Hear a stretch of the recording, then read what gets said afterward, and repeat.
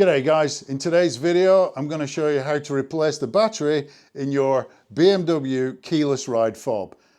If that's something you need to do, stay tuned.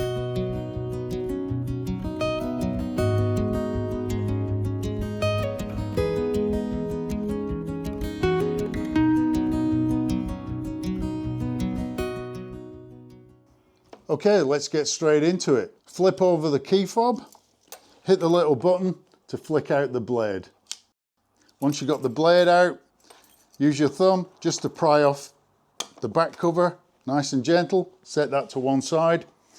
Grab yourself a small electrical screwdriver or a little knife, and then just pop the screwdriver under the battery to pry out the battery. There's your battery. That's a 2032. BMW recommend Vatra, but I use Vatra or Duracell. I don't think it really matters. Grab your new battery, reverse the process, put it under the two lugs there, grab the back or the cover, refit the cover, and you're good to go. There you go guys, it's as simple as that. If this video helped you out, smash the sub button and I'll see you on the next one.